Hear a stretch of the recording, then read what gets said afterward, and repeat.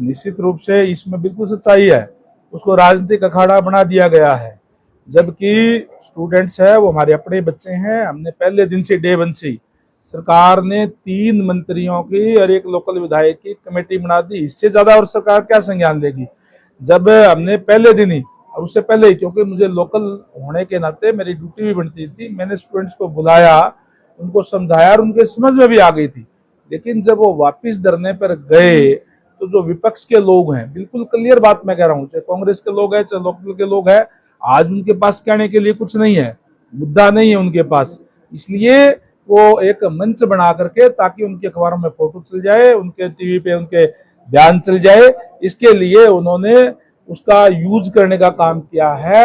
उनको स्टूडेंट्स के हित से कोई लेना देना नहीं है, केवल और केवल अपनी राजनीतिक रोटियां सेकने का काम कर रहे हैं। हमने बच्चों को समझाया भी था इस बात के लिए कि बेटा आपके लिए जो है सरकार आपके साथ है। जो यूनिवर्सिटी ने कोई फैसला लिया है, जो आपके समझते हैं कि स्टूडेंट हक में नहीं है, वो उसको वापस करा देते हैं डे वन से ही, ताकि बच्चों की पढ़ाई खराब ना हो।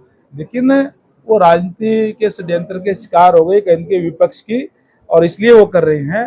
हमें वहां पे राजनीति करने की जरूरत नहीं है।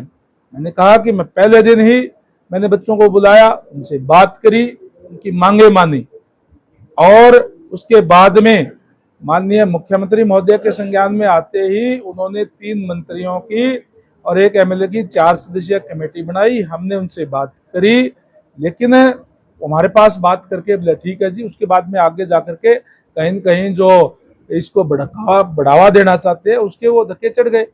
गलतियां दोनों साइड से हुई है। आज भी मैं कह रहा हूं, जहां जो प्रशासन की तरफ से गलती हुई, यूनिवर्सिटी प्रशासन की तरफ से, मानता हूं, हमने उनके खिलाफ एफआईआर करी है। कोई भी अगर गलत कार्य करता है उसके खिलाफ एक्शन लिया जाता है। बच्चों की तरफ से भी उन्होंने पत्थर भी बरसाए हैं, लाठी डंडे भी चलाए हैं, उनकी तरफ से भी गलतियां हुई है।